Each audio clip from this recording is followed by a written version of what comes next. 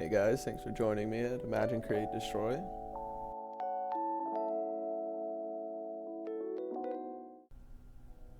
So I'm sure y'all have guessed, but I am going to destroy this at the end of this video. So I'm sure you're wondering why. Honestly, I'm a beginner, and this is probably like my fourth diorama build. I really wanted to start a channel, wanted to do something that was a little different. So I figured maybe destroying it at the end of the video could be like a cool, fun idea. With that being said, like I said, I am a beginner, so I figured a lot of these builds that aren't as good when I start, I'm not going to really keep them in the future, so, you know, kind of clear space for when I do make better dioramas. I do want to keep some of these in the future, so I think I'm going to keep that as a separate series, maybe do that as like the creation series. Then I'm going to keep these as like the destruction series, just kind of keep them separate. Alright then, let's get into the build. I was kind of inspired by Cyberpunk for this one, just a loose inspiration. Honestly, just came up with this building off the top of my head, just kind of winged it. Here I am just gluing this black transparent film I got off of Amazon, using that as the windows, a little hot glue in there. And then I like to use the hot glue to just kind of tack everything in place, hold it all together, and then I come in with a little, is it PVA glue after? That way I don't have to wait forever for it to dry, I can just keep building through. I come through later and then just kind of peel off all the hot glue after. Alright, now that I'm done having trouble formulating a full sentence, I'm just going to trace out these patios. I'm gonna use those circles to have a little like circle patio, and then I'm gonna do some guard railings on it.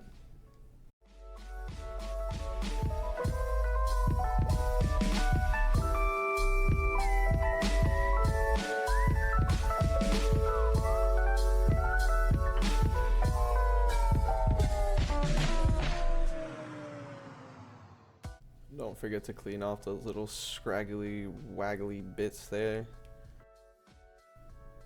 Don't you just love when everything fits together perfectly? I didn't have to retrim these pieces 20 times off camera or anything. I don't know if you can tell, but I've never edited a YouTube video before, so just pretend there's little popping noises every time I pull one of those off. And I'm just going to put a little white paint and Mod Podge on everything that's hard to get to after I glue things together. Perfect. Now let's get to some of these little details on the doors and the rest of this building.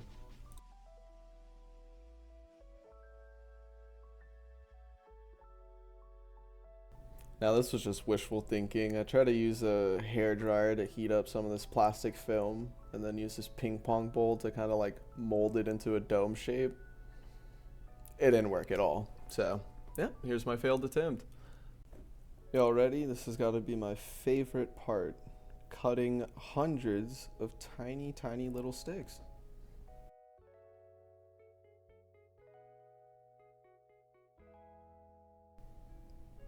All kidding aside though, this probably is one of my favorite things to do, gluing all these little tiny things on there. It's just so satisfying when they fit together perfectly. Nobody likes boring flat surfaces, so I used a little bit of this modeling paste just to kind of bring out a little texture. Paper towel just to bring out some of the bumps. We'll trim off the excess here and we'll be good to go. I do come in after with a little bit of sandpaper just to kind of smooth it out so those bumps aren't so rough there. And what's a build without a little injury? No, all joking aside, do try to be careful there, guys, because this one hurt pretty bad. Okay, now let's glue on some of these banisters and the last little bits of these railings.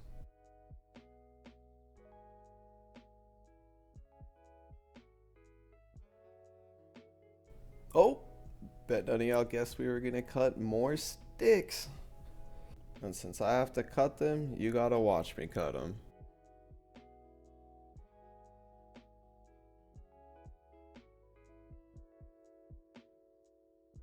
Like I was saying at the beginning, I am a beginner, so I did want to point out some of the mistakes I made throughout this build, just so if you're a beginner, you can kind of not make those mistakes either. I used a little bit of hot glue just to kind of tack these down to the mat and hold them in place while I put the other sticks on.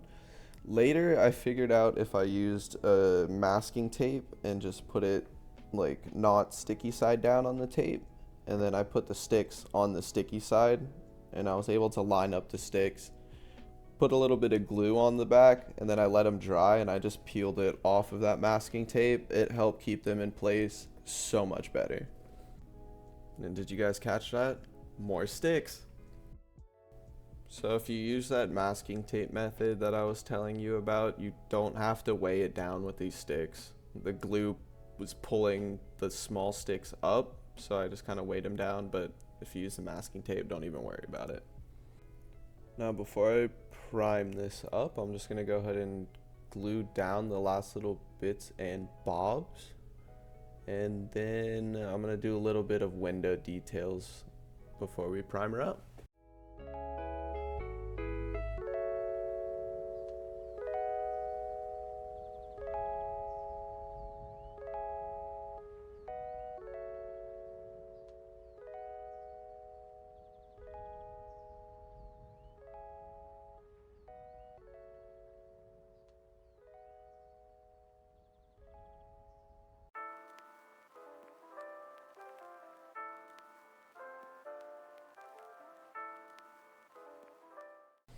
And here comes mistake number 2. I decided to prime this with a little white paint and Mod Podge. Priming this by hand was a terrible mistake. By the time I got to the mid section of it, I realized I didn't really have a paintbrush that I could like reach all the way in the back. So I decided to tape up the windows and went out and bought some spray primer.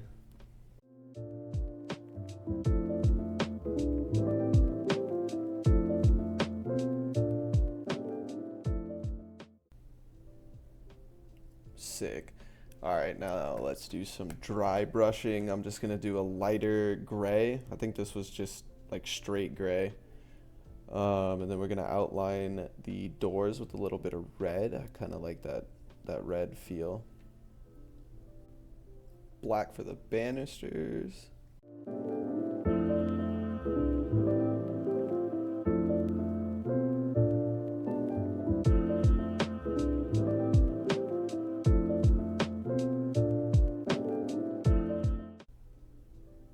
There we go, mistake number 3.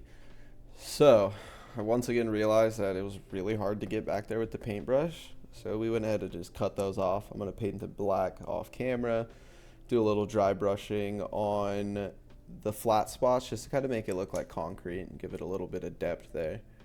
Go ahead and tack on those railings, glue them back on, and we'll rip off that hot glue in a little bit. Let's peel off the little window bits. I know you saw that paint on there. The crafting gods are not happy with me on that one, but we used the tweezers, just scrape everything off. It ended up looking perfectly fine. I came in with a Q-tip and then just cleaned off the little bits of paint that were left inside of there.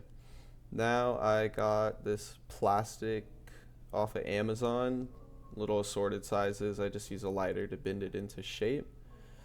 Glue on some paper posters with a little bit of matte Mod Podge, and we'll go ahead and paint up these pipes, add on these final details, finish gluing everything in place, pop off the hot glue there, and now I'm just going to use these Posco markers and add a little bit of graffiti, a little bit of depth. This one was inspired by Cyberpunk, like I said, so just some cool Cyberpunk inspired graffiti. And I don't speak Japanese. I think that's Japanese. It came off the back of the Posco markers.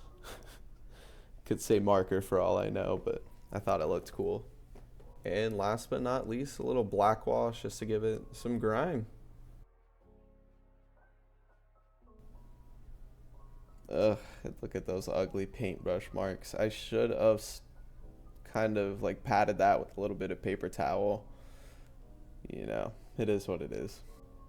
And I'll go ahead and let y'all enjoy the beauty shots here before we get to the best part.